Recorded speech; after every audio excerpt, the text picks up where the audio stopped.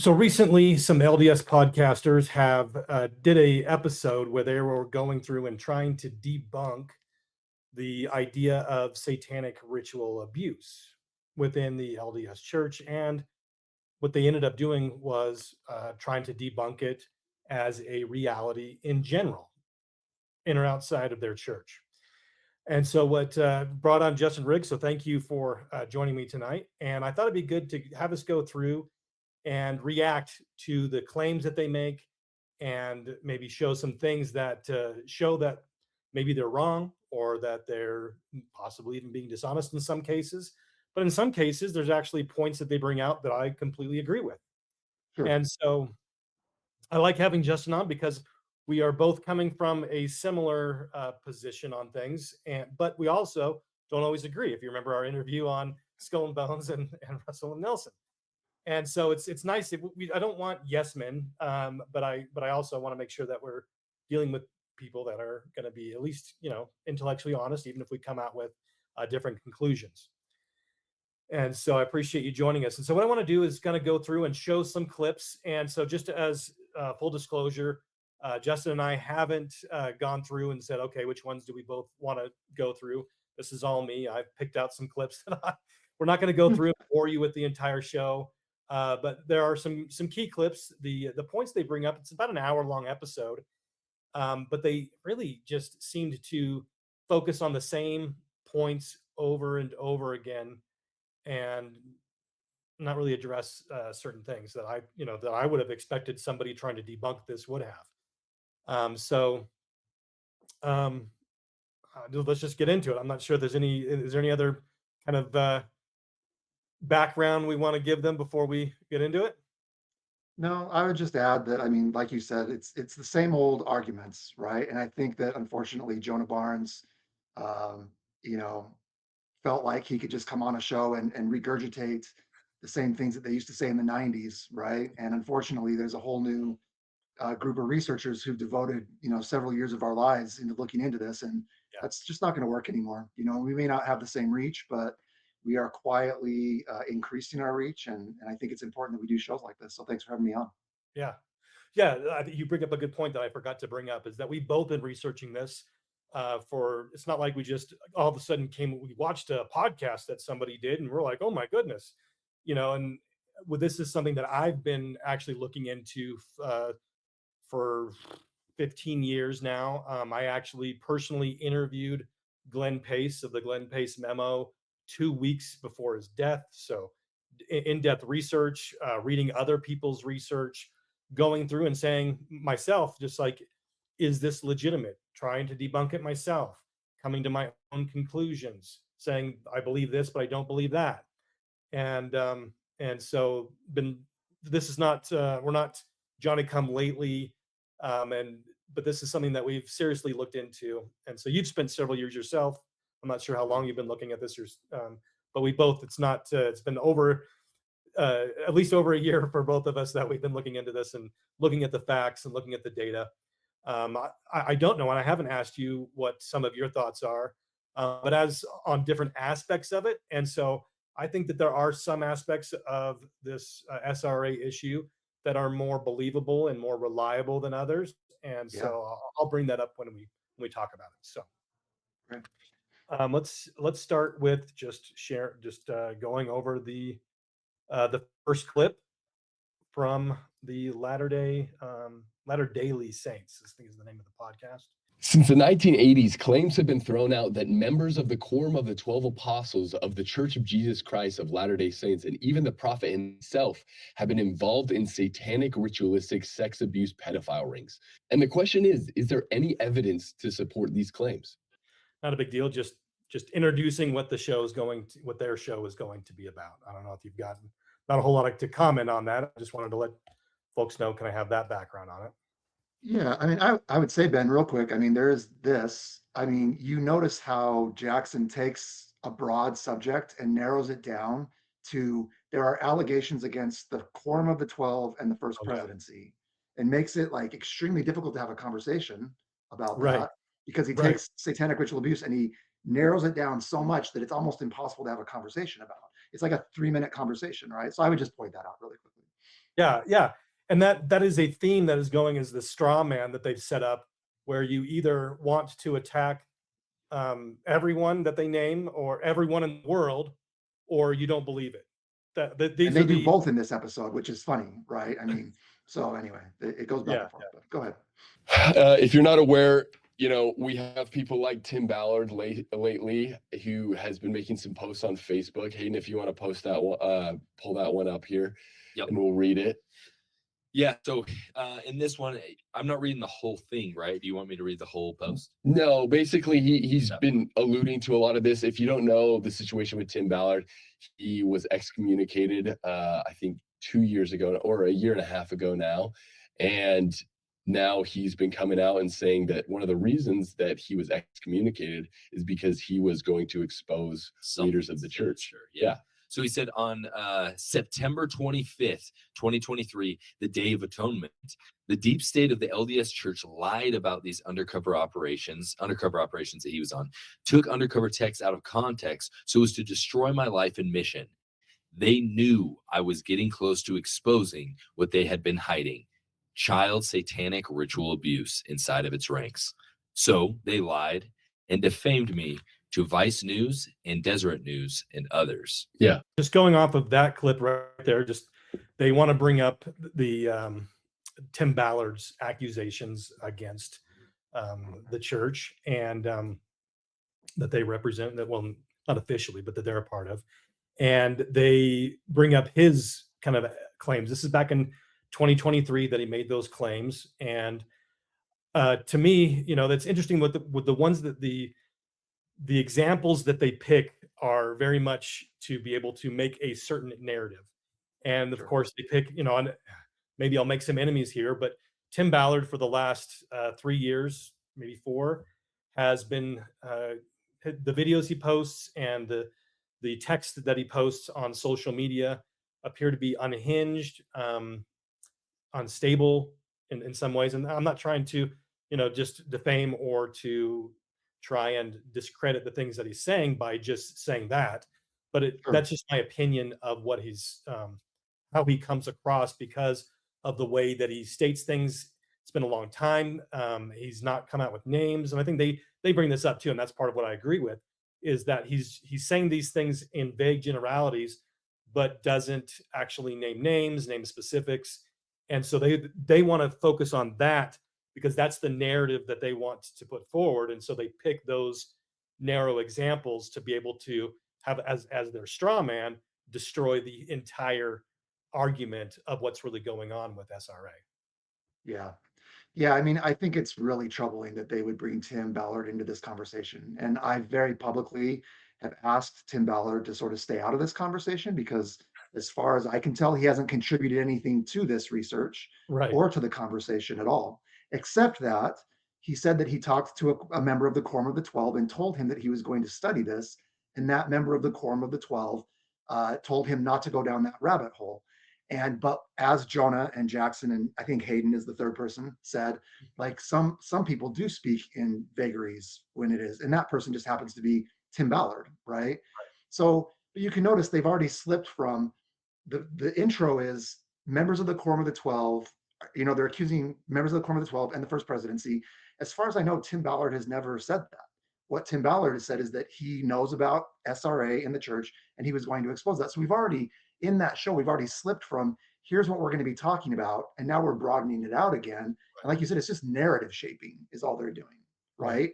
And they're handpicking like people who haven't been involved in this at all and using them to strengthen their argument, right? It's a strange thing. Yes. Okay, let's go back to.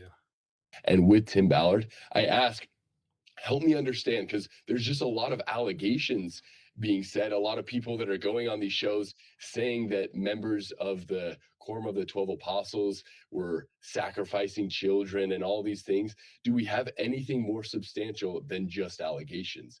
And what they say is, evidence will come out in due time. Right now, all we do have is allegations, but there's too many correlations in these witness testimonies for them to be false, and so they have to be true. And what's troubling about that is that one of these people that went on We Are the People Utah that made some pretty strong allegations that we'll look at one of them here. I actually was able to get in contact with one of their family members and ask them more questions in regards to this person's, you know, mental health history and also if they had actually suffered abuse. And we'll roll this clip and then we'll kind of talk about it a little bit more. But this is one of the people that went on We Are the People Utah and what she had to say. Seven that have been. There were 7 She's a child and prior prior to me getting to- married. Okay. which is very common. Yes. Conceived in secret, born in secret, murdered in secret. All prior to their marriage, All prior. but reenacted as these body memories are coming up over the Yes. last 25 years. Yes. And so it was a beautiful experience. Okay, pause this. So to give a little context to what they're saying here is that she got married at 19, okay, and that she's claiming that she was forcibly impregnated by church leaders and then made to have these children, and that when she 7 children. these 7 children, and that when she bore these children, they were sacrificed in front of her. Okay. And then I reached out to one of her family members that they shared with me that their heart breaks because they strongly do feel that it is highly likely that she suffered some sort of child sexual abuse, but due to a verified, mental illness that has been diagnosed of paranoid schizophrenia and bipolar disorder, that it has now turned into this thing that is far more elaborate than it actually was. Because they're like, look, you're claiming that you, during your childhood, before you were 19, you were pregnant for over 5.5 years. Like, we grew up with you. We know that that's not true, right? And we don't want to make light of this because you see a lot of pain in this woman. And so I believe there is a lot of pain being had that is real. But to claim that she, went through that when her family that grew up with her is like, this is verifiably not true. You were pregnant for 5 years during your childhood. So that was a bit of a long clip. I might have to edit that a little bit shorter, but it brings out 2 or 3 different important points, a couple, and that they actually make over and over again, as if you say the same thing 5 times, you've made 5 different arguments. But the first one is that what people say is that, sure, there's no evidence, but there are so many people that have said it that it must be true. Okay, that's a straw man because there are people that have come forth with physical evidence, and we have actually admissions. We'll talk about that a little bit later as well, or maybe I can show a clip in a second from something else. But and who else makes that same conclusion of that they treat the accusations as legitimate accusations because of the amount of people that are not related to each other, don't know each other, from different regions in the United States as well as other countries, that they all tell the same exact story. And so there must be some credibility to it. You know who says that? Bishop Glenn Pace of the church, general bishop, presiding bishopric, in his Glenn Pace memo. And so he acts like that's not a reasonable thing. Well, you have this professional, you have a guy that's been given the job by the church. They must have trusted him to be able to be a reasonable, rational person that understands how evidence works. That's the same kind of conclusion that he came to. So the idea that they're dismissing that right off the bat tells me that there is a bias, that they don't accept forms of evidence that is actually something that police accept. That's, there are lots of crimes that have zero evidence that are actually tried and convicted based on multiple people telling the same story. So the idea, why would you dismiss something that professionals and in the church, people that are given the calling to be able to gather this information came to that conclusion, and then also dismiss that when we actually have law enforcement using that same type of evidence to be able to try and convict people? Thoughts on that? Yeah. Okay. Yeah. So I think there are a couple things about this clip that are really troubling to me. I happen to know Jill and Michael Butt, and I don't want to go too deeply into it, but these guys say that they verified some things that I don't think that they verified. And I think they materially misrepresent what Jill and Michael said on the show. Nobody ever said that those babies were all brought to full term. And you hear Jackson saying they were all born and then sacrificed. So they're just factually incorrect. Hmm. And I think that, like, in situations like this, when you're talking about things that are so sensitive, it's important that we be factually correct. And I mean, I will say this, that, like, it goes both ways. And this is something that I've been talking to victims about a lot lately, which is, for the first time in a long time, victims are going to get some attention that they don't necessarily want when they tell their stories. Right. And if you're a victim and you come forward and you decide to tell your story, you need to understand that people have a right to look at your story. But Yeah. why would you go and contact Jill's family when you could just contact Jill herself? Mhm. Okay. I know that those guys know how to get a hold of Jill and Michael. And I'm not going to say how I know that, but I know that they know how to get a hold of her. Okay. But they chose to go behind her back and contact her family. And then I would just say that I think they need to be really careful about what they put out there into the public sphere about people's mental health and diagnoses without actually doing the work and verifying that. And I highly doubt that they've ever seen any paperwork, right, or anything from a doctor that would allow them to make the claim that they made in that video. Some HIPAA So I violations would going just, yeah, I would call for a little bit of caution, right? If they're going to ask for caution in the claims that we make, then I would just ask that they reciprocate and be careful about what they say about people who are coming forward and telling their stories. Yeah. Yeah, absolutely. That's an interesting point that I didn't even, think about, that they could be accused of defamation as well, i- you know, with those types of claims, or violating HIPAA laws and whatnot. So, and the other thing that, and I don't know, but with the point that they make with these things of, people and family saying that I knew them and they were never pregnant. What do you think about that? Well, so there's a couple things about that. And again, like, I know some things about this that I don't feel comfortable. I haven't been given permission to share, right? Sure. And so I want to be very careful, but I will just put it this way. Anybody who has had a wife that's been pregnant knows that you don't know that she's pregnant for some amount of time, right? Mhm. And like I said earlier, nobody ever claimed that this woman was pregnant multiple times and brought those babies to full term. Right. So I don't know that I really want to say any more than that, but the point that I want to make is, if you're going to demand accuracy, then you need to make sure that you're being accurate in what you're reporting, particularly when it has to do with an alleged victim, right? Because Mhm. as they point out over and over again, there are comorbidities involved here. Like, a lot of times there are mental health issues, and I don't think anybody would say that there aren't. But the last thing you want to do with somebody that, like, Jackson acknowledges he can see the pain, and I really appreciate that he can see that. But if you can see the pain, the last thing you want to go do is publicly accuse somebody of being mentally ill, right? Without having the evidence, or Right. accusing somebody of not having gone through pregnancies that they may very well have gone through, right? Right. Yeah. It's hard to prove a negative, prove you didn't get pregnant, right? That you can't do that. Yeah. But there is some due diligence that could have been done there beyond what he appeared to have done.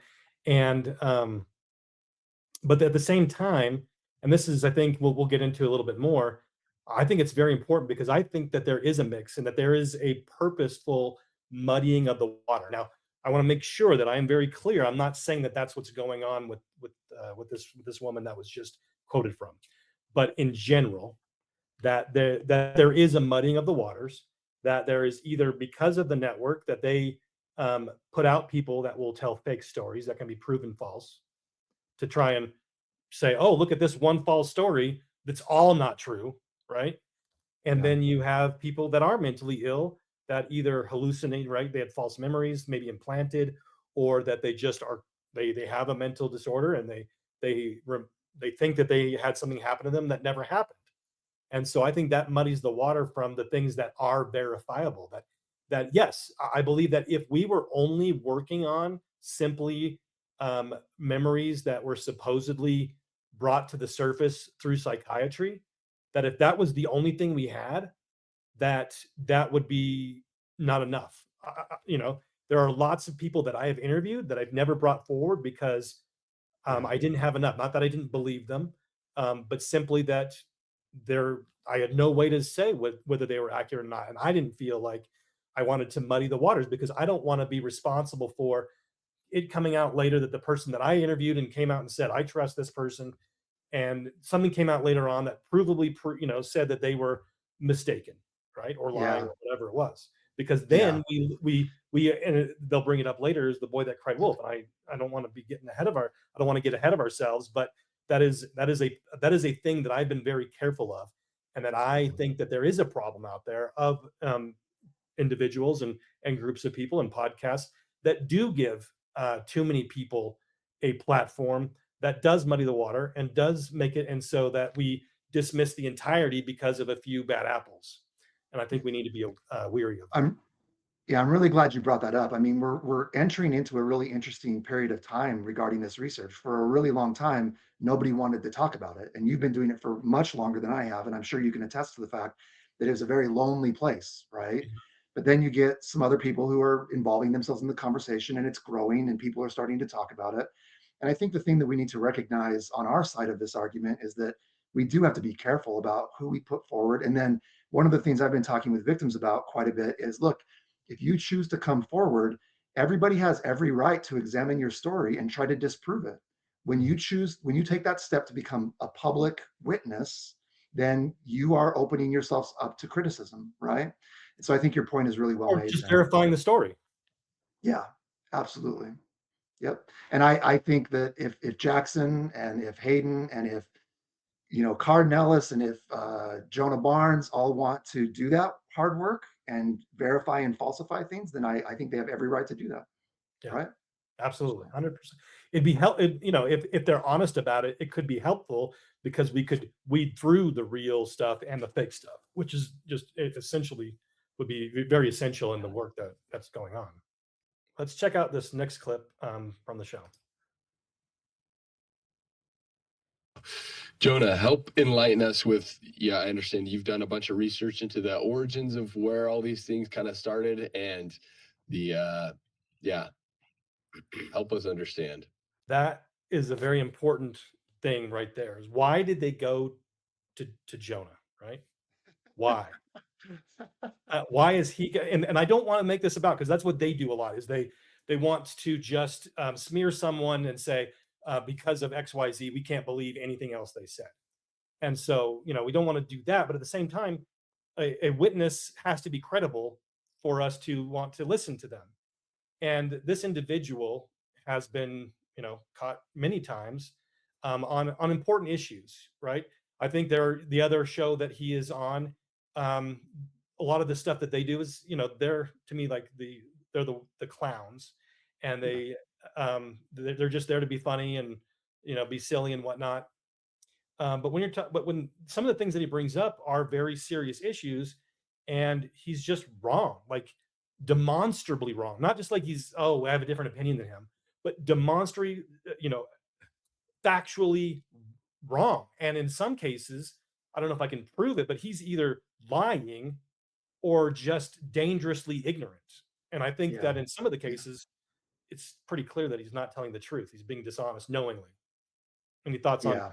just using him as a witness and the expert that's done research on this topic? And Yeah, I take real issue with the fact that they introduce him by saying he's done a bunch of research about this. I would be very, very interested to know how many hours he put in, and I would bet it's less than 4, who right? has he interviewed personally? Yeah, right. And so like I do take issue with that. And Jonah has many issues. In this very show, he shows a forged government document, right? So he We'll can talk add about that that a to the little list later. of things Yep. that he's going to get called out about. Yep. And but yeah, so I think it's very odd that they would bring Jonah Barnes on and present him as an expert in this topic because he's very clearly isn't. And let me just give one really quick example of this, okay? Yeah. If you've done any research in this, then you know that the church has an official position on ritual abuse. Right. Okay, because in 1991 and 1992, in the Deseret News, the Public Affairs Department published a statement, right? And the first presidency of the church also published, like they sent a memorandum to all of the priesthood leadership in the church, where they acknowledge that this is a problem, international in scope, that's been going on for hundreds of years, that there are victims, and that the church like has charity, and they're concerned for those who have been affected, right? So you get this weird thing where Jonah Barnes comes on here with these guys acting like it's not real at all, which means he didn't take the time to go find out if the church has an official position on that, which should be Which that they're step number supposed to one. be there defending the church when they're Yes. actually going against what the church says. Yes, that's right. And so I think people need to be very, very aware of the fact that they can say that he's done a bunch of research on this, but it's very clear that Jonah Barnes has done very little research on this topic. Went to Wikipedia and Maybe he looked at the false memory syndrome foundation website, if it's still there, because they're debunked, right? They're gone. Right. So they went out Yep. of business. But yeah, I mean, no, it's like Jonah makes like it's like Jonah went to a couple websites like Gray Faction, maybe, right? And he took the major points off of that, and then he tries to use that as his own argument, which is a problem that Jonah has. I mean, he's already been found to be a plagiarist. And Right. it looks very much like he kind of played the same game here, where he took some people's research, kind of mushed it into a ball, and then presented it as, I've done a bunch of research and here's what I have to say about this. Here's the final Which is story. like you mentioned. Yeah, it's just not intellectually honest to do that, right? Right. So did the church later on, did they come and like maybe have a different position, or is that what they did in the 90s? Is that the standing position? Yeah, great question. And so I don't know if they ever came out, but this week I wrote a letter to the church newsroom asking for comment on that, because it's now an issue that I think we need to get some clarification on. And what I asked is, hey, I found these documents that appear to tell the church's official position on these issues. Is this still the church's official position? And if not, could you provide me an updated statement? Yeah. And today was the day that I asked them to get back to me on. I don't anticipate that I'll hear back from them. They don't really care about me, right? But I want people to understand that we're trying to do our due diligence on this side. And so as far as I know, that is the church's official position. I've never found any other documents updating that position. Okay, good, fair enough. And if there's an update, we will definitely post it. We will pin it to the comments on this video. And on the website version of this, we will make sure that it is any updates on that will be put into the article as well. So, okay, now that we've introduced Jonah, let's see his expertise that he starts to share with us. I love what Hayden said. Hayden, thank you so much for saying what they're accusing is rape, is of children, of minors, is sacrifice and cannibalism. A lot of this thrives on vagaries. There's something going on. Isn't that suspicious? Doesn't that look strange? And you say, well, what? Well, what are you getting at? What are you getting at? Now, I just want to remind everybody that this is exactly what happens to Joseph Smith. This is what happens to members of the Church of Jesus Christ. Oh, they want 10% of your money, huh? Oh, do they now? Oh, and these guys at the top of the Q15, they don't have to work their secular jobs anymore, huh? How convenient. So there's several logical fallacies that Jonah brings up there. And you have one where he contradicts himself, where he's like, let's talk specifics. They are specifically accusing them of X, Y, Z. And then he says, oh, they're dealing in vagaries. Like, well, right. Which is it? They're not dealing in vagaries. There are people that deal in vagaries, but why focus on them when obviously there are people that deal in specifics? And he named some of the specifics. So that's the first one. The next one that he uses is the false equivalency. They're just like Joseph. These people that are being accused of SRA are just like Joseph Smith. Maybe you and I have a different view of the prophet Joseph, but it is definitely and clearly a false equivalency. So that way you can say, well, Joseph Smith was accused of this. Therefore, anybody else accused of bad behavior is just like Joseph Smith. And that is a intellectually dishonest line of thinking and logic, and it is something that diminishes real crime. If we say that everyone that is accused of a crime, which is really what he's saying here, is that anybody that's accused of something is just like Joseph Smith, falsely accused and being persecuted. thoughts, comments? Like, I don't even know. Like, I don't even know how to respond to Jonah Barnes. I really don't, because so much of what he says is like couched in logical fallacies that we could spend literally 6 hours going through every individual statement and showing. And so much of what Jonah does is performative, right? Right. Like, you'll Right. notice it's all like scrunching up my face and throwing my hands around, and like, and then his voice squeaks when he gets excited, right? And it's like, so there's like, it's very performative, and it's not based on logic and reason. And so I don't really feel like the need. I'm going to be doing another show where I'm going to go through like step by step and have about 20 things, but Wow. like you pointed out the logical fallacies there. I don't know that I really have anything else to say other than be careful when you're watching somebody when it's so performative. You have to be really careful and make sure that what they're saying, you're not just being entertained. Like Ward Radio and Jonah Barnes are in the edutainment industry, right? Right. They're pretending to educate you while really trying to entertain you. And that's fine. Like, people can make a living however they want to. But if you're going to step on this turf, like, you got to be really careful about edutaining, because this isn't a game like you mentioned earlier, right? This is Right. very serious stuff. Yeah. Yeah. And we have to be um, savvy to these things. Are we watching edutainment? Are they using emotion to get us to dismiss something because it makes it, we're like, oh, they said something that makes it so I don't have to worry about this anymore. Problems, Yeah. relieved. I didn't have to think about it. They solved the problem for me. But what did they do? They just, like you said, they used the performance, didn't use facts. They just simply entertained you into being able to go back into complacency. For abuse victims, we want to have sympathy for abuse victims, okay? But it does not help abuse victims if we make false allegations. I'm not saying these are false. What I'm saying is, if the boy who cried wolf, the reason they didn't come wasn't because the last time he cried wolf when there was a wolf. It's because of all the other times he cried wolf when there wasn't. That's why the boy got eaten. So I mentioned this before, and I don't want to fall into their trap of bringing the same thing up over and over again.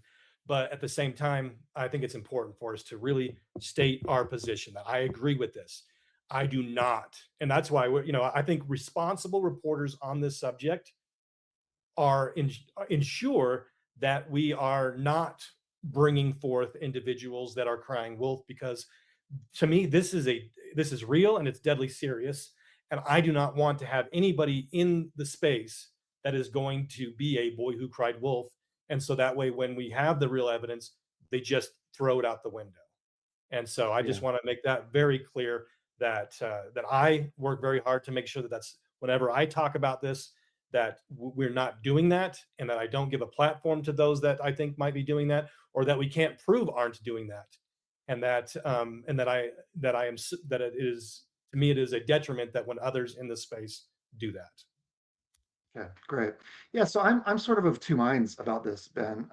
One is I will agree that anytime somebody makes a false allegation, it weakens our argument, Mhm. right? The reality is, though, that we live in an information age when anybody can say anything on multiple platforms. Sure. And so I think that the responsibility lies in two places. I think the responsibility lies in those who have shows that are choosing to bring on victims. And there Mhm. needs to be a vetting process, I think, right? Yeah. And then the second piece is that it's on the consumer of information. And this goes back to what we were saying earlier. Like, look, I consume all kinds of information all day long, and like probably 90% of it is incorrect. Right. Like, especially like when I hang out on X and stuff like that, right? So whose job is it though to make sure that I don't imbibe that and make it a part of Right. my own philosophy and worldview? Well, Right. it's my responsibility. And in the gospel of Jesus Christ, we believe that we are all agents. So I would just say we should expect that in an information age, we're going to have a lot of boys who cry wolf, Yeah. right? Mhm. But we can't blame the boy who cried wolf. We need to each be wise consumers of the information that Mhm. we choose to watch or read or bring into our lives in any way, shape, or form. I just so the other piece of that for me is that I would really love our side of the argument here to be able to mature into finding a place and a way for victims to have a voice without exposing them to legal jeopardy, right? And I think that right now, sometimes we're not doing a great job of that. But I will say this. I didn't know that Jonah Barnes had a degree in therapy, and he states categorically that it's not good to allow victims to make false allegations. Like, I'll just say this, like, several people that have been on some of these shows have come at their therapist's urging, right? Mhm. Because it is good for a victim to find their voice and be able to share their stories. Mhm. But we have to be responsible about that, and we can't expose these victims to legal jeopardy by naming names that they ought not to name, or claiming things that are going to put them in a position to be sued, right? And so I would love to see us mature on our side of this, and give people a place to tell their stories, but make sure that they do so in a responsible way. So at the same time, and he brings this up later on. I don't know if we want to wait till then, but I'm going to say it anyway. So we're not going to wait till then. Um, we have with the Epstein files, people that have come forward, they end up dead by suicide or other means. And so they do, when they do come forward, they if it is real, they put themselves at a real risk of life and limb, not just lawsuits, right? Mhm. They haven't tried to sue me, but they have tried to kill me with a no-knock warrant. And Mm. so after reporting on these things. And so, that is a real consequence to that. But at the same time, um, what if we don't know specifics? And that's one of the vagary. If people are engaged in vagary, I understand on one side we have wanting to protect people from lawsuits, but at the same time, we want to expose evil in names, and so that we're not trusting evil people. And so finding that balance, I don't know the answer, but I think it's something that we do have to consider. Of if we have names to name, there has to be a place where we help people be able to know who is guilty, and so that we can start to move forward with justice for individuals. Sure. Yeah. I mean, like you said, I don't have an answer for this either. It's a question of time and place, Mhm. right? When's the right time and what's the right place to share specific pieces of information? Um, and I mean, I think that we are a nation of laws, and I know, Ben, that you like really, like, you understand this better than almost anybody, right?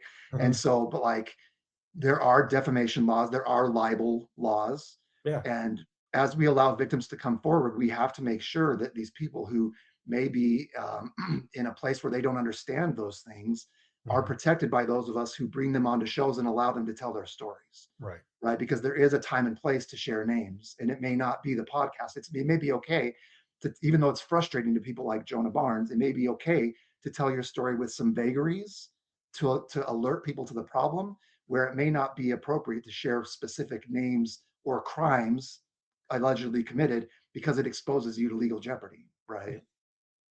Yeah. Yeah. And not everybody is willing to pay certain prices. They're like, hey, I'm willing to come out and say this happened to me, but I'm not willing to sacrifice XYZ for that cause. Yeah. There was a thing. Now, this sounds weird to people who don't know about it. I was trying to explain this to my kids; they wouldn't believe it. The Satanic Panic in the 1980s, where The Exorcist comes out on VHS, and horror movies are a big thing. There's a couple murders in Three Rivers, Massachusetts. MTV comes out, Dungeons and Dragons comes out, and people start getting really worked up about nefarious things that could be going on. But the people who got worked up were the Christian right. I want everybody to remember this. The Christian right, the evangelicals, were very worked up that there could be satanic things going on. Okay. It didn't help that one of the murderers in the Three Rivers, Massachusetts case said satanic cult. She told the authorities it was satanic cult. That kicked off this huge thing. Then it coupled with, so you had that religious hysteria. There are two things right there that I wanted to bring out. Okay. The first one is, I want you to remember it was Christian hysteria. So like it was like this dog whistle to Latter-day Saints that, oh, it's people that don't like us that are the ones saying this. It is a way to discredit it, because it's these guys that we think are weird or crazy, that are always going after us, that are making these accusations, or that are causing this satanic panic. And so, we can dismiss it because it's these guys.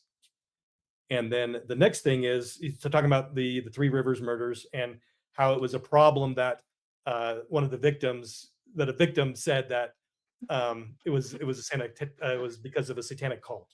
Just a And it's little like, problem, Ben. It's just that they admitted that it's exactly what we say it is. right, and he acted as if it was a problem. Like, oh, I can't believe she said that. That kind of ruined everything for us. And so I wanted to. There's a couple of things that I want to bring up on that. So what is the background of this? So we go back to, this is a report on those murders, and this is in February of 1980. A 20-year-old sex worker, Karen Marsden, was sobbing in a police car. The officers who picked her up wanted her to take them to the sites of satanic rituals she'd claimed to have attended in the woods near Fall River, Massachusetts, but she was panicked and incoherent. She claimed that her pimp, whom she referred to as Satan, would kill her if he found out she'd been talking to police. She asked them to drop her at St. Mary's Church so she could talk to a priest. The officers left her at the rectory door. 2 months later, part of her skull and other remains were found in the forest outside town. And Jonah Barnes wants to dismiss this because heaven forbid that we actually talk about it. So, and then the people that were convicted of this murder was actually pardoned. So I want to show a news clip, just a section of a news clip that talks about. In the late 70s and early 80s, 3 killings in Fall River shocked the community. Doreen Levesque, Wait, let me go back. Okay. A Fall River woman involved in a series of murders linked to a satanic cult gets paroled after several attempts. The board thinks that she deserves to be set free 40 years after the crimes. In the late 70s and early 80s, 3 killings in Fall River shocked the community. Doreen Levesque, Barbara Raposa, and Karen Marsden were murdered as part of a satanic cult and prostitution ring. So these aren't wild accusations of some prostitute, right? I mean, she was a prostitute, but they were this is part of the case. This was like they reported in the news about it, that it wasn't like accused satanic cult. No, these were satanic cult members that were engaged in murder, and when they found out she was talking to the police, they killed her. And so Jonah Barnes trying to dismiss it. Oh, dang it! I can't believe the whore mentioned that it was a satanic panic, that it was a satanic cult that was a part of this. The fact that he was trying to downplay that reveals the intellectual dishonesty. The fact that he's trying to make sure that we don't give any credibility to the idea that there are satanic cults out there doing these things. Yeah. Yeah, look, I mean, so later on in the show, Jackson asks, does it happen? Why would you ask if it happens if Jonah Barnes just showed you that it happens? It right? never happens. So I mean, I think, look, I do want to be hard on these guys because they chose to come out and do this. But Right. on the other hand, I think it just shows how new they are to the conversation, which again is funny because coming up, I don't know if you have this clip, but Jonah Barnes will talk about coming in the middle of a conversation, right? Right. Which is what they've done here, is come into the middle of a conversation that they have very little knowledge about, and then say things like, oh, there's this little problem where the perpetrators say that they were in a satanic cult. Like, that's not a little problem. That's like a nuclear bomb going off in the middle of your argument, right? Right. And you presented it. So sometimes I feel like we don't even have to do these shows because anybody who can rub 2 brain cells together should watch that and be like, wait, what did he just say?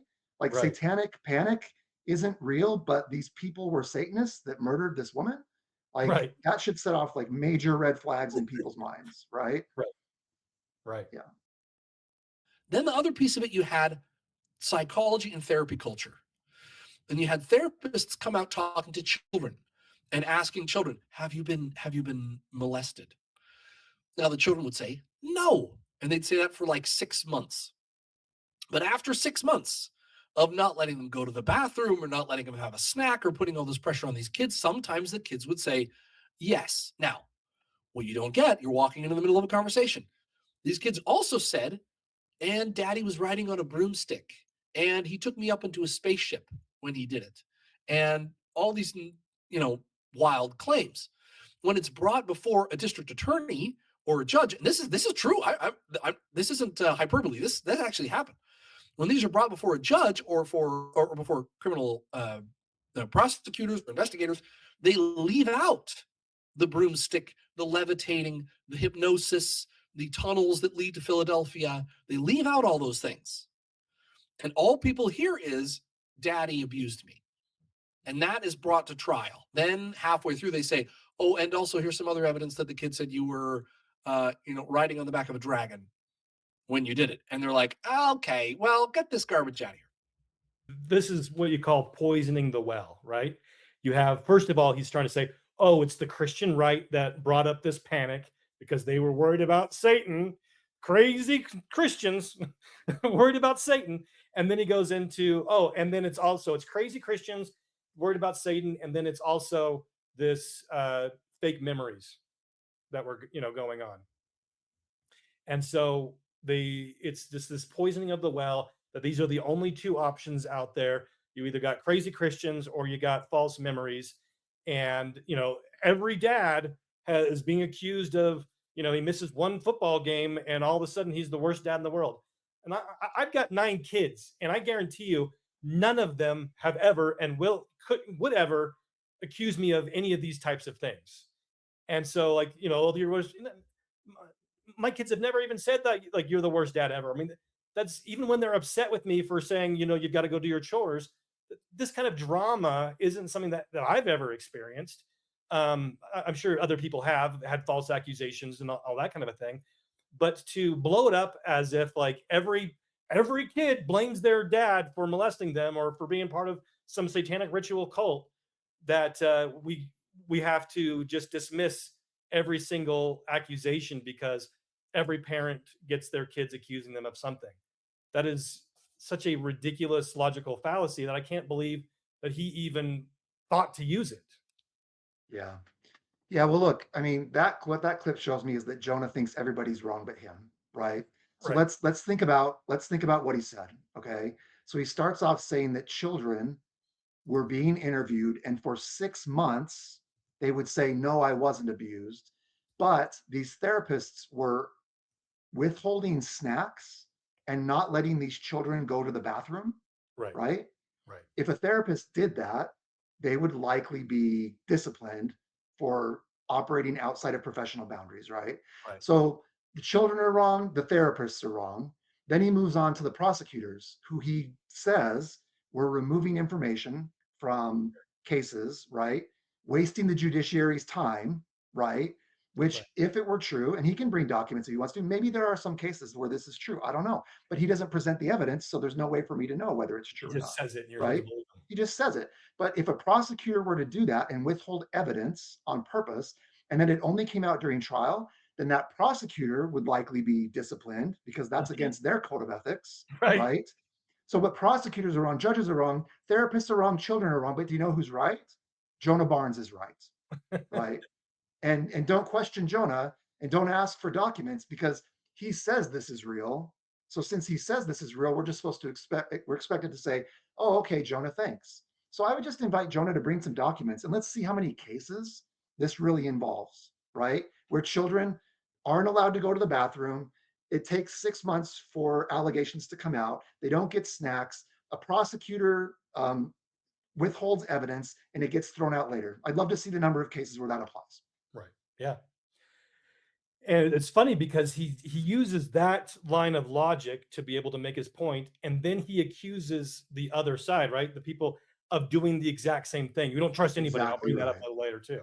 And Yeah, so that's exactly he is right. Yeah. accusing others of doing what he is doing himself. So what we learned during the 1980s and 1990s with this whole satanic panic thing is that oral testimony, eyewitness testimony, can be a little faulty, especially in children who have been suggestively questioned by therapists. There are more protocols in place now because of what happened that keep these things from taking over. So just for context for everybody,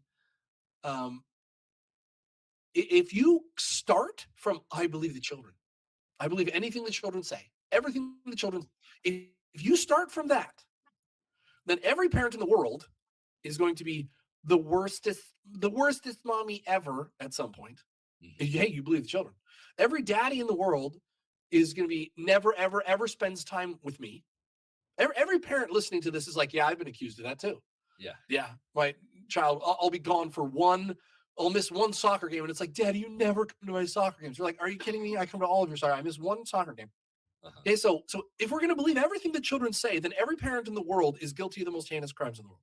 So that's kind of a continuation, but he makes this logical fallacy as well of, we either believe them all or we don't believe them. It's like, it's this weird thing where we can't Nobody, believe any of the kids. We can't yeah, believe any of nobody the that I know, nobody, I'm sorry, I didn't mean to interrupt, Ben, Oh, but you're good. he's arguing against something that nobody's ever argued. Right. I've never heard anybody say that we should believe everything the children say. I've not even worked with children. In all the years that I've done this, I've not worked with children. These have always been adult victims who've Right. come forward, right? Saying, so like, I just don't even know where he's at in his head on this. Like, he's arguing against things that nobody's argued. So it's a point without distinction as far as I'm concerned. Like, if he wants to argue about that, that's great. Maybe he needs to find somebody who's making the argument that he wants to debunk, but nobody over here is making that argument. And then the first thing that he makes in that clip, the first point is that memories are faulty. Duh. Oh, Like, right. it's like, Right. so no memory is good. Like, that means that every testimony without video footage has to be thrown out of court. It's Yeah. because memory is faulty. Yeah. Well, so and let's give him credit where credit is due in this case. I mean, so the memory and eyewitness testimony can be faulty. Absolutely. Like, you can go Nobody out and says you it's can not do a bunch faulty. of research. That's the Yeah. thing, is nobody's saying that. So, but the fact of the matter is that despite the fact that it can be faulty, the American justice system, as you mentioned earlier, is largely built on eyewitness testimony, Yeah. right? And many cases, as you mentioned, are settled only through eyewitness testimony, or maybe not many, but there are cases that are like that. And so, if Yeah. it's good enough for the American jurisprudence system, it's good enough for me. And again, we have to be responsible to take that eyewitness testimony and verify what we can and falsify what needs to be falsified. But to say that, like, to just throw a blanket over it and act like we should never listen to anything that anybody says because it's eyewitness testimony Right. is like fundamentally un-American, really. Right. If I want to take it to an extreme, I guess, right? Well, and Joseph Smith, as a child, is he going to say that we can't trust the eyewitness testimony of the prophet Joseph? Oh, sure. Yeah. It's his law. He is not intellectually honest with his own arguments. He doesn't apply them equally to himself that he wants others to live up to. It's dishonest. So, like, whether it happened or not is immaterial. But like you said, it's just an internally inconsistent argument that Jonah's making over and over and over again. Yep. This is asymmetric warfare. Just like John DeLynn at Mormon Stories. John DeLynn at Mormon Stories, his channel is just anti-Mormon anecdotes. He sits and gives people a microphone, and they get to say whatever they want about whoever they want, and no one can fight. Bishops can't fight back. Stake presidents can't say anything back, because these things are, because they have scruples, because they're honest, because they have integrity. So you can spout whatever you want about the Q15. The Q15 are never going to fight, but they're never going to come down and say, on this day I was in this place at this time and you're lying. You can just kind of say whatever you want, and as long as you're vague, well, there's nothing to falsify anyways. I don't like this asymmetric warfare. If these people have a specific accusation they want to bring it. Same thing, muddying the water. Everybody that is bringing up satanic ritual abuse is the same as every anti-Mormon. We're trying to mix the two together. They're the same thing. And that, again, saying that, hey, if you've got specific accusations, bring them. You know how many specific accusations there are? Like, has he not read the police reports? Has he not read, listened to the accusations of naming names, naming locations, naming actions and specific things that happened? It's crazy. Yeah, no, the clear answer is that he has not read those things. But yet he Or he's feels lying. like emboldened to show up on a show and act as though he's done a bunch of research on this, right? But no, he clearly hasn't read that. The other thing I'd point out is that it's very much a black and white, they are bad, we are good kind of a thing. So they can come on and they can say anything they want to, but we can't fight back because we have scruples, right? Right. But that's not true at all. So let me just give you two. So first of all, they can fight back. Okay, they have agency. any bishop who gets accused, any stake president who gets accused, any member of the Quorum of the 12, any member of the First Presidency who gets falsely accused of something on any of these podcasts has the ability to go out and fight back. Okay. Especially, Jonah wants to talk about asymmetrical warfare. Let's talk about what's asymmetrical. Okay. You have victims who have no money, who have no time, who are struggling with mental health issues, who have fought for years and years and years to the point of exhaustion to have their stories heard, against men who have the best lawyers, who have all the time in the world to pay those lawyers, who have all, like, I mean, you want to talk about asymmetric, right? The asymmetry lies in the overwhelming odds of any victim ever being heard. Okay. And so, like, it's just, again, I mean, like, just the intellectual dishonesty of this man it really drives me up a wall a little bit. Right. Yeah. And so, but yeah, I mean, you can't let yourself be persuaded by arguments that are theatrical but lacking foundation, I guess, is my major point. Unless you have zero faith in the criminal justice system of the United States of America, if you have zero faith in your county, state, local law enforcement, or the FBI, if you have absolutely zero faith in these things, then I hope you never call 911 in your whole life. When you get pulled over by a cop, just go ahead, speed off. Just speed off. Because they're all part of this big cabal, right? Straw man. I mean, completely straw man. First of all, you can understand that, and I've documented this, that every level of government is involved in this. The sheriff's department is helping to cover up and intimidate those that come forward. You have the judiciary that prevents prosecutors from prosecuting. You have the state legislature refusing to pass legislation criminalizing ritual abuse. The list goes on, that every level of government is involved in this, first of all. But nobody says that every individual, and he talked about this later on, the garbage man is in on it, right? And so either everybody's in on it or nobody's in on it. And that if you think that there is a conspiracy going on, then just run away from the police when they try to pull you over. Never call 911 for help. And I don't think I would, because there's a lot of reason not to. But at the same time, if I'm in the Soviet Union, or if I'm in the National Socialist Germany of the 1930s, am I going to run away from the Gestapo just because I think that they're part of some criminal enterprise?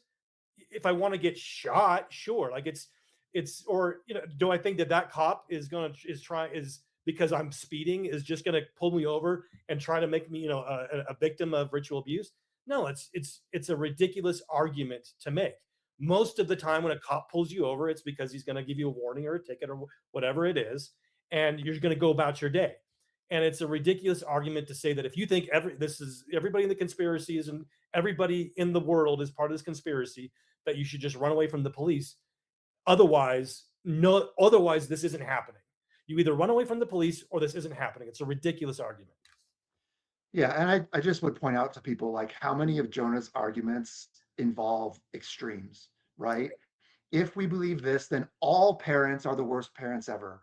Right. If you have zero faith in law enforcement, right? Not like 20% or 30% or 40%. No, it's all or zero, right? And of course, if you're coming at this for the very first time, it's very easy to be like, oh, well, I don't have zero faith. I have some faith in law enforcement, so I don't have to pay attention to any of this. Right. Right? It's a very dishonest way of forming an argument. Yeah. Yeah. And the other thing that he gets into with this, what we can see is completely false, is the Epstein, I think, because of all the connections that we have with the similar stories between the Epstein victims and SRA victims, and the fact that we know that there is a criminal enterprise going on with Epstein and his co-conspirators, and the Department of Justice and the FBI is complicit with the executive branch, and the Congress is complicit. Previous administrations across political parties have all been complicit, or best case scenario, or in outright protecting this criminal enterprise. And so the idea that that this isn't happening is ridiculous. We can see it on a national level that it is clearly happening. And so the idea that it wouldn't happen on the local level is insane. Sure. Yeah, I mean, there's a conversation to be had about how much we should trust government, But you Right. don't start the conversation by saying, if you have zero finger wagging, if you Right. have zero faith in government, that's not how you start a responsible You either conversation. trust it all or you So don't trust any of it. There's no thing that's in between. right. That's right. Yeah. So if Jonah wants to have the conversation about how much we should trust government with evidence, like I'd be happy to have that conversation with him. Right.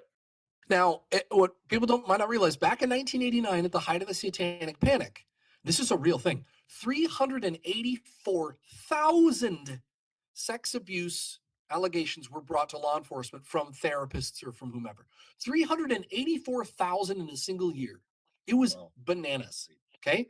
How many of those actually resulted in people serving time? Can you guess? 0.89%. 0.89%. Less than 1% of those actually ended up serving jail time. 384,000 frivolous, well, not 383,000 frivolous lawsuits are brought against, accusations are brought against just regular people in your neighborhood. It was crazy. It was absolutely crazy. And then when law enforcement gets involved and says, okay, let's find the evidence. Okay, let's dig into this. Sure, let's do this. Oh, I don't want to testify. Oh, well, actually, I misremembered. Oh, there's no physical evidence for the thing. They recant, and it all falls to pieces. 0.89%. Horribly offensive to an intellectual, an honest person. The idea that every single one that didn't result in a conviction was frivolous is insane. And people don't want to testify. You know how often, right? Does that mean that that the mafia doesn't exist because we have informants that change their mind and don't want to testify against the mafia? It's the logic. It just doesn't exist. It is dishonest at its very, very core. And there are lots of reasons why prosecutors don't bring forth cases. There are prosecutors that believe that a victim is telling the truth, but they just don't think they can get a conviction, so they don't bring it forward. That doesn't make it frivolous. The idea that all of them were frivolous that didn't get convicted is so insane. I can't believe he even made that one as well. Yeah. Well, let's just back up a second. Like, we're talking about satanic ritual abuse, and this really jumped out at me. Mhm. Like, part of the problem is Jonah makes claims without presenting any evidence. But Right. he'll say, this is real. This is real. So, okay. Like, I tried to sort of source this, and I didn't spend a ton of time on it because I don't have a ton of time to spend like refuting everything Jonah Barnes says. Obviously. But I was not able to find any kind of evidence that there were ever 384,000 cases of satanic ritual abuse ever, not to mention in 1 year. So did we jump tracks all of a sudden? Right. Are we now not talking about just satanic ritual abuse, but all sexual abuse? Right. Or all physical abuse, domestic violence? I don't even know what he's talking about at this point. Okay. Beyond that, so I'd love for him to source it. And he sounds very certain. So I'm not saying that there's not a source. I just want to see it. He did a Okay? Google If you're gonna search make of the like claim, crimes that were not convicted and used yeah. those stats. So, but the other part of the problem here is that in a lot of ways, he's making our case. Because if you have 384,000 people who claim something and only 0.89% end in convictions, Right. what that doesn't tell me is that only 0.89 were actually had something happen. It tells me there's something wrong with the system. Because Right. if you have 300, and he needs to do his math a little bit better, and I'm not going to do it great, but like, let's say you have 348 or 300, whatever it is. Like, if you have over 300,000 people lying about being sexually abused, Right. you have a whole different problem that needs to be addressed. But apparently nobody wanted to address that, which tells me that Jonah's probably not correct in his assumption or his conclusion, right? So anyway, that whole part of the argument, I mean, it really did catch my eye, because at least he throws out a number. He's not vague, but like he says, once you put down a post, you have to defend your argument. Right. Okay. So all I'm going to ask is for Jonah to defend his argument here. Show us where he got his numbers. Show us like why he comes to the conclusions that he comes to. But as far as I'm concerned, I don't believe the number that he gave us, and I don't believe that it means what he thinks it means. Right. Yeah. To me, even if the numbers are accurate, it does not mean that they were all frivolous. That's a crazy argument. Of course not. Yeah, like I said, if you have over 300,000 people falsely claiming and making frivolous claims, that's a huge issue in public policy, right? And I went to graduate school for public policy. We would love to latch onto that and start making like all kinds of rules about people who do that, right? But it never happened. This right here is my completely fake COVID-19 vaccination record card that I made by myself and laminated. Look, I'm with you. I'm with you. Okay. COVID was bananas. Okay. It was absolutely crazy. Yeah, you can see it. I wrote with my left hand, so it would look like. Okay, I had a minimally compliant mask. It was a fishnet mask. I'm with you. I'm with you on COVID. It was crazy. Okay. It was a total shakedown, right? Okay, you and I, on that beginning part where he talks about his vaccine card, I'm all for nullification, all that kind of stuff. My thing right there with that quote and with that clip right there is that he calls it a shakedown, that it was absolutely bananas. I thought he was there to defend the church. The church says that it was real. Church said to trust the doctors. The church said that the vaccine was a literal godsend. Why would you get a fake vaccine card if your leader that you support says that it was a literal godsend, that it was a miracle, and that we should all be good global citizens and take our jab? Was it bananas? And your prophet is a part of this bananas, fraud that you just said was a fraud because you got a fraudulent card because the issue was the need for a vaccine was fraudulent.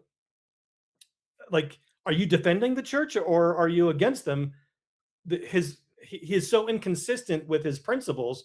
It's mind-boggling. Yeah, well, look, I mean, we have a problem here. I mean, Jonah Barnes just flashed the evidence of a crime that he committed on stream. Like, so, and I think I'm always concerned when I see members of the church who are amused by people who break the law. You saw the other two guys laugh and giggle about it. Like, I don't think that's funny at all. Like, I chose to lose a job that I was being paid about $250,000 a year because I didn't want to get vaccinated. While Jonah Barnes forged a vaccine card so that he could keep his employment and not stand on principles. Right. Beyond that, like, I really don't understand. I'm assuming Jonah Barnes has a temple recommend, which tells me that he's answering questions about being honest in all of his dealings with his fellow man in the affirmative. And yet he's on camera flashing a forged document. So, like, I think all I can say about this is, like, Jonah should be grateful that this happened like 3 years into my research, because if it had happened on year one, like, his bishop and law enforcement would already have this evidence in their hands, because I don't think it's funny at all when people break the law. But I'm like 3 years into it and I don't really feel like playing that game. So, I mean, and it just goes to Jonah's credibility. Like, why would you listen to somebody who admits to breaking the law about anything that they want to argue about? I don't understand why you would take that person as an expert in anything, personally. Okay. I'm a nullification guy. I think you should disobey bad laws, but that's a different story. Who sincerely knew that COVID, who was plotting behind the scenes, part of the grand conspiracy to force COVID on the world? It wasn't tens of millions, hundreds of millions of people. At best, it was a couple people. I think it was government incompetence, most of it. With all the documentation that's come out, like any kind of this guy's a research guy, and he's like, it's government incompetence, and it's just a couple of guys involved. Who would trust this guy's research? It's crazy. Yeah, I mean, and it's not about ritual abuse. So like, I don't even really have a comment about it. Sure. I mean, but like, if you can't see what COVID was at this point, then you're not going to ever see it. That's very different than thinking that 3 out of 4 houses in your cul-de-sac, that your bishop and your stake president, that millions, that all law enforcement officials, the mortician, the ambulance driver, the firefighter, the district attorney and the judge and the jury, that your primary teacher, that everybody's in on this heinous thing to cannibalize babies, that they're all in on this together, and they know that it's horribly hard, and they sincerely are just lying through their teeth. That's very different than a bunch of government incompetence and hysterical news reports that spun people up into the COVID hysteria. Again, the false equivalency of, you either believe 3 out of 4 houses on your block are involved in this. Otherwise, it doesn't exist. Statistic. Yeah, 3 out of 4. Who is claiming 3 out of 4 houses on your block are involved in this? Who? Find me a person that is claiming that. I'd like to listen to that podcast. It might be good entertainment because it's so insane. This is like Weekly World News Bat Boy type of nonsense, saying 3 out of 4 houses on a block are in on this. Yeah, I mean, It is what it is, right? I mean, so and he goes to the extreme again. It's Yep. 3 out of 4 houses, and it's not the rape, right, that he brought up earlier. It's not Right. the abuse. It's the cannibalism that he wants to talk about now, right? And sure, like if you want to drive the argument to its extreme, numerically speaking, like the church says in their official statement, cannibalism is likely not a problem, numerically speaking, for most members of the Church of Jesus Christ of Latter-day Saints. Why does Jonah want to focus on that part of the Right. argument? Well, it's because he wants people to shut their eyes and go back to sleep right away. Because people are concerned, because we're making a better argument, and people are starting to think about this logically and rationally, not with the illogic and irrationality that Jonah Barnes wants you to think about. Right. Right.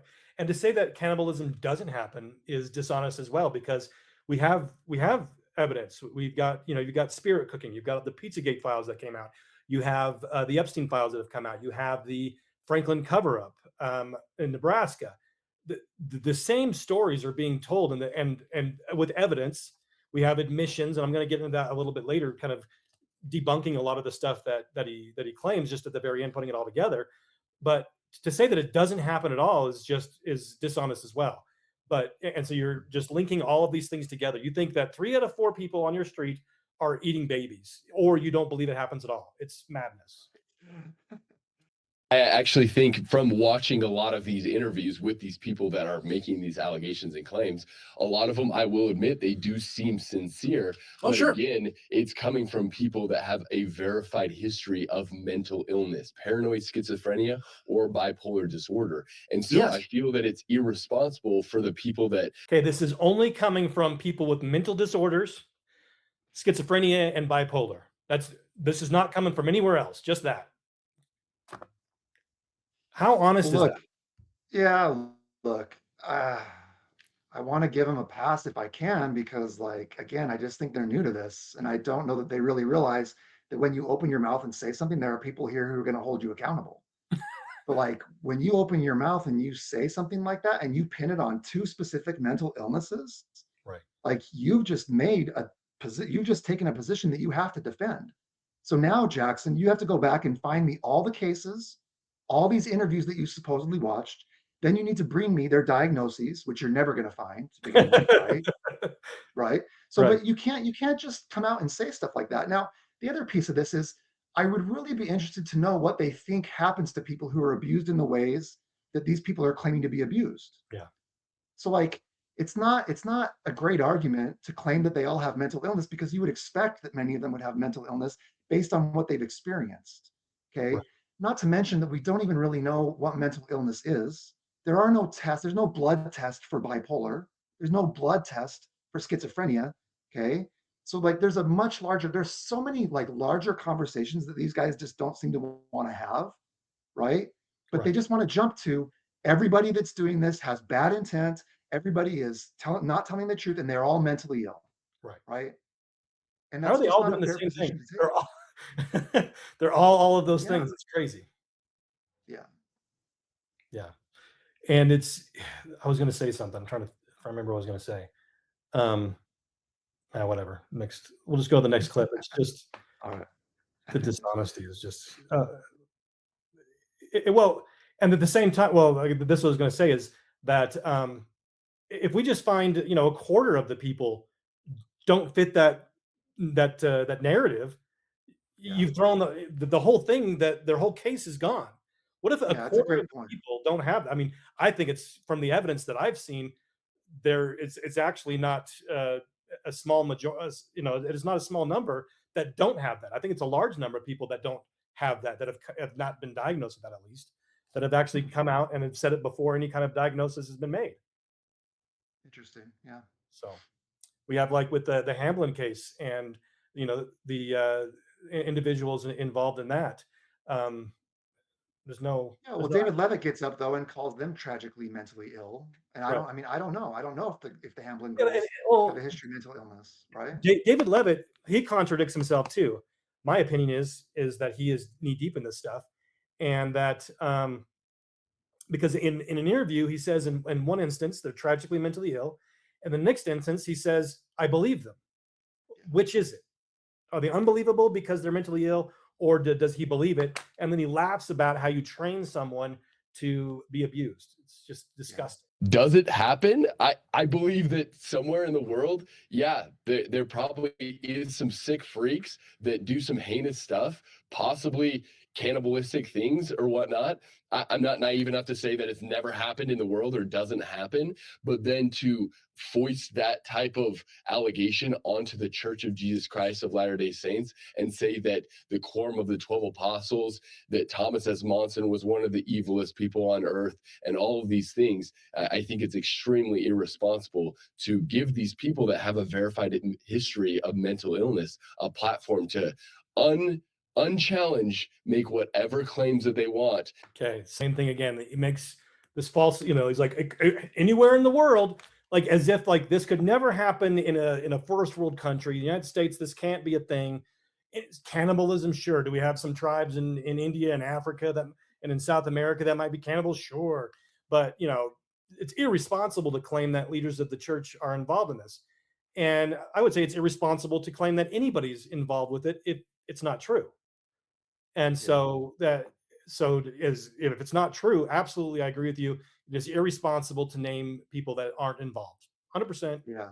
agree with that. Yeah. So I think Jackson, really tips his hand here about what they're really offended about. He Right. starts the show by telling us, and then he circles back to it after making an argument that has nothing to do with what the show is supposed to be about.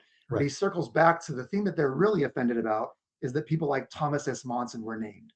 Nobody cared and nobody paid attention to any of these stories until people started naming the prophets and the apostles. Mhm. And because of that cultural conditioning that all Mormons have, you have to defend the prophet to the death, right? And that's when they care all of a sudden. And that's fine. Like if that's when they want to jump in the conversation, that's fine. They just need to be aware that like we haven't played all of our cards yet, right? Right. We haven't.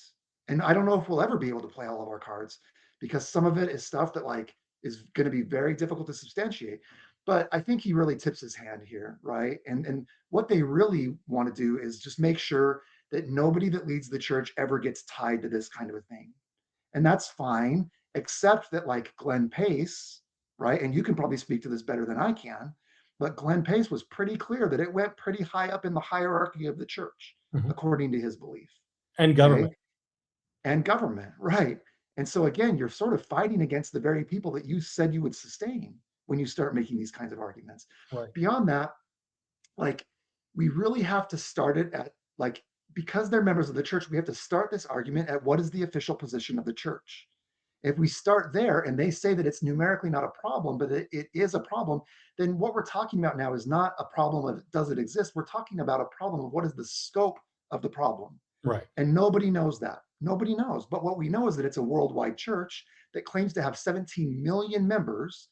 And I don't know the number. Maybe I can't remember what the number is. I think it's, well, I won't even say. But there's a certain number of wards. There's X number of wards, Yeah. right? Yeah. And what if one person in every third ward had a problem with this? It'd How be a many huge people are you problem. talking about? Yeah. You're still talking about a problem in a church that claims to care about like 99 and 1 and going after the 1. Okay. So when Right. you start the argument from the correct place, it becomes very difficult to argue that there's no issue or that the issue is something that we shouldn't be paying attention to. So they just don't start the argument at the right place because that allows them to tell everybody to go back to sleep and Right. just move on with your lives and go to your 9 to 5 and take your kids to soccer and go to the lake on Saturday and pretend that nobody out there is being hurt in this way. Right. And they actually, I think, hurt their own case with this because in their overzealousness in trying to protect leadership in the institution, they actually are harming the leadership in the institution because they are putting it into this either or scenario. Either it's true, which means they're involved, but because they can't be involved, it can't be true. And so they are putting forward this false dichotomy of it is either if it's true, that means they're involved. And so, but Or it's even, yeah, go ahead. it's even worse than that because the church's official position is that it does exist. You now Right. have a situation where they either have to argue that the prophets got it wrong by saying that it does exist, Right. right? Or Right. that the prophets got it right, but Glenn Pace got it wrong, and Satanists don't abuse. in which case we Right, should right. all probably look into being a Satanist, Right. because that would be the only group of people on the face of the earth who don't abuse people, Right. right? Right. So it's even where like their position is just untenable. Right. But nobody's going to take the time to think about that. They're just going to watch this and be edutained, right? And then move on with their lives. And that's the real danger. That's so for me, that's the real problem, is that it's a disservice to the people who watch these shows to present these kinds of arguments. Right. It's not fair to the people who have an interest and want good information to get their information from people who are so intellectually dishonest and misinformed. Right. Well, and their scenario actually leads to destroying testimonies, because somebody that digs into it, when they have this false dichotomy set up for them, they're then put into a situation where they have to then think that their leadership has to be involved in it. And so, because if it's true, because if it is a real thing, that means, according to these guys, that means the leadership is involved. And I think that there is wiggle, I don't know about wiggle room, but there is room in this, right? Because according to their own position, they are saying that it's real. And so, if you then, in an effort to protect the institution or the leaders of the institution, say that it can't be true, because if it is true, they're involved in it, then you put people that recognize that it is real into a position of saying, then that must mean the leaders are involved in it, which Yeah. is Yeah, it's a the very exact dangerous opposite position. of what they want. Yeah, I agree. So there's much more to the program. I didn't want to just keep rehashing the same points over and over again as they do.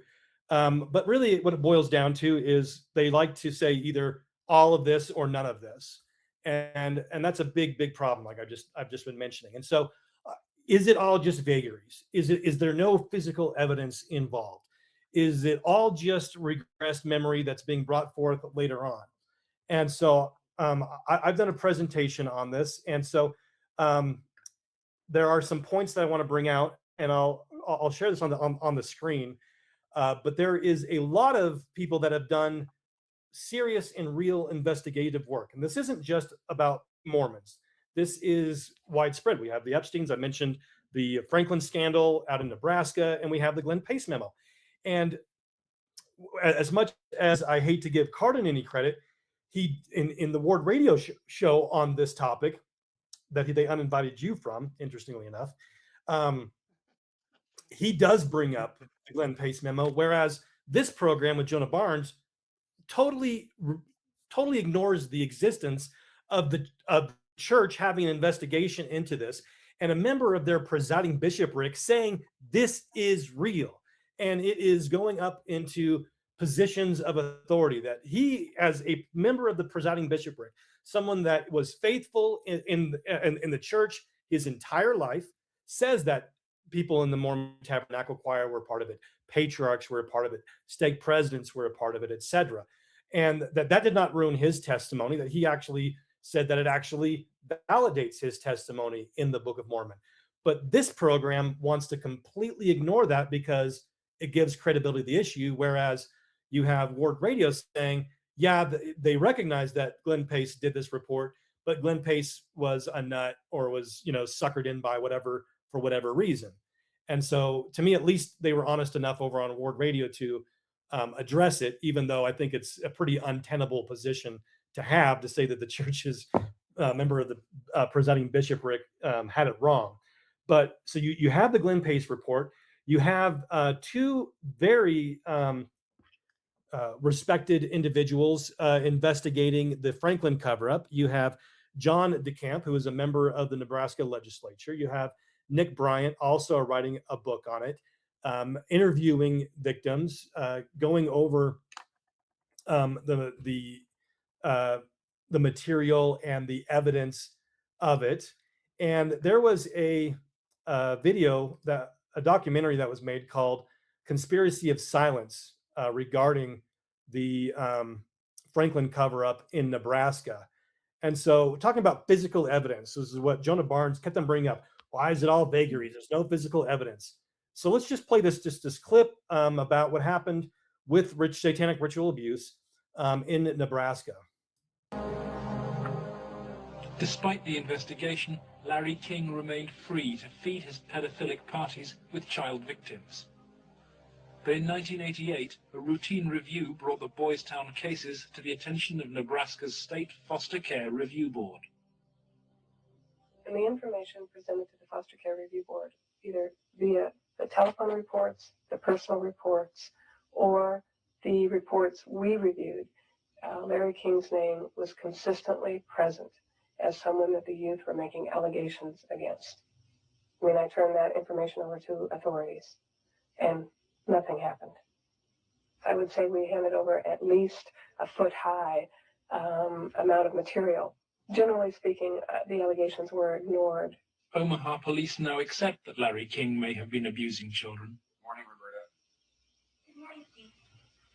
But its most senior detective claims he never received any evidence. It is certainly possible that Mr. King was involved in illegal acts with children. If there was sufficient evidence of those types of allegations, he would have been prosecuted by the county attorney's office. For me, it was very clear that the case was not investigated and not pursued because of the alleged perpetrators. Those perpetrators named by the children formed a ring of rich and powerful pedophiles in Omaha. Men from industry, politics, the media, even the police. So you have, right, they're lying, saying they didn't get this information to investigate. And you have a professional who isn't like a therapist that is trying to dig up these repressed memories. They just had them reported to them. They weren't part of some therapist regressed memory retrieval. They were just organically reported things to the foster care system. And this professional that deals with this stuff, that is always working with people that are being abused, is reporting stuff that they normally report all the time that does get prosecuted. But all of a sudden, when it's a part of a network of rich and powerful people, all of a sudden that the police department is like, well, we didn't receive any information on this. And the idea that that there is no evidence, these people in these positions aren't looking out to like just get everybody in positions of power to get into prison, and they're making up all these different accusations. These are just people from that are just reporting it organically. And the idea that it's all just made up is just, to me, it's the fact that the victims of Epstein, the victims of the Franklin cover-up, the victims of satanic ritual abuse through the Glenn Pace memo have, and other things surrounding that they are all separate from each other. They all bring forward the same testimony. We have now today with the Epstein, we actually have paper trails with these people talking about these things. And to me, it is unconscionable for people like this podcast to say that it just doesn't exist. Otherwise, there'd be evidence. Before I get a comment on that, I want to bring up other professionals that have investigated this and talked about it. We have the Department of Justice issuing a report back in 1995 where they themselves say that this is a real thing. This report that I'm quoting from, Characteristics and Sources of Allegations of Ritualistic Child Abuse. It says that no significant overall differences between ritual and religion-related cases with respect to evidence of abuse harm, except that religion-related cases more often involved perpetrator confessions. However, child religion-related cases were more likely to involve evidences of abuse harm than cases in any other circumstance. So the Department of Justice themselves say that they have confessions. They say that there is that the ones that involved in religion-related cases were more likely to involve evidence. That's the Department of Justice. So Jonah Barnes says that if we think that this is real, that we can't trust the government. Well, the government that he trusts so much is saying that it is a real thing, that there are confessions, that there is evidence. And then we have the National Center for the Analysis of Violent Crime in January of 1992 issued a report, and a part of it says, why are victims alleging these things that do not seem to be true? Some of what the victims in these cases allege is physically impossible. Victim cut up and put back together. Offender took the building apart and then rebuilt it. Some is possible but improbable. human sacrifice, cannibalism, vampirism. Some is possible and probable, child pornography, clever manipulation of victims, and some is corroborated, medical evidence of vaginal or anal trauma, offender confession. So again, this isn't like in a vacuum where you just have people making accusations. You have evidence, you have confessions. And then now, where even in that report in 1992 says it's unlikely that we have cannibalism, we now know that cannibalism amongst these powerful elite cabals are engaged in such behavior. And so there is so much information out there that is easily and readily available that says that there is physical evidence, that it is not simply uh, suppressed memories coming forward. We have confessions, we have evidence, and that even the federal government and those involved in these professions that are trusted by people like Jonah Barnes to tell us the truth is telling us that this is the reality. Thoughts, comments? Yeah, so I'll try to make this my last set of comments here. I think what we saw here from Jonah Barnes and these guys, Jackson and Hayden, was a very emotional reaction. I think what happened is that they didn't know that this conversation was being had, and they didn't know that it was going to leak into their lives. And then it did, because we are starting to make some progress in presenting the types of evidence that people find credible. And when they found out that this was potentially leading all the way up to the top of the church, I think what we saw was an emotional reaction that led to some really poor arguments being made. And that's okay, right? That happens. Sure. What I'm asking for is for people to just pay attention and recognize that there are larger conversations to be had here in good faith. Okay. And those conversations largely center around what is the nature and scope of the problem. I'm not interested in talking to anybody who says it's not a problem, because the people that I trust, like we've talked about tonight, say it is a problem. Okay. So if you're going to come and try to say that it's not a problem, I'm not interested in talking with you, because that's just willful blindness. Right. Right. But if you're interested in having the conversation about the nature and scope, I think that there is a very large conversation to have about what is the nature and scope of this, and what do we do to prevent, and how do we respond to it in the best way to help victims. Okay. The biggest part of the problem right now is, like you sort of alluded to this, and I would ask people to pay really close attention to this, is a certain part of the people who want to talk about this only want to keep it inside of their echo chamber. And I was invited to come on Ward Radio last week. Jonah Barnes and I and Jason Preston and Carden Ellis were all supposed to have a conversation about this. And on the day that I was supposed to show up, Jonah dropped out and they disinvited me, or uninvited me from that show. That's not okay. Like, if we want to have this conversation, we need to have it with the people who are prepared to have the conversation, not just with the people that we want to have the conversation with. Okay. And so I would just say, pay very close attention to who's willing to have the conversation with anybody who wants to have the conversation, and who's going to build walls when they feel like their arguments are going to be refuted if they bring on a certain set of people. You're another example, Ben. Like, why would they not want to bring on the person who interviewed Glenn Pace 2 weeks before his death and get that testimony? Okay. In my opinion, there's a very good reason that they don't want to do that, because it refutes their arguments. And they would rather just have an argument in an echo chamber that in their minds, they're defending the gospel and protecting their leaders, but in reality, they're doing great harm. They're exactly the kind of podcast that President Oaks said that people should turn off, because they're misinforming people on the arguments that they're making. Right. So I would just say, like, let's have the conversation. It's an important conversation to have. There are real people who have had real damage done to their lives. And if we're going to be real Christians, we need to really do the things that Christ told us, which is to go find those people, bind up their wounds, mourn with those who mourn, and take care of them until they're healed. Okay.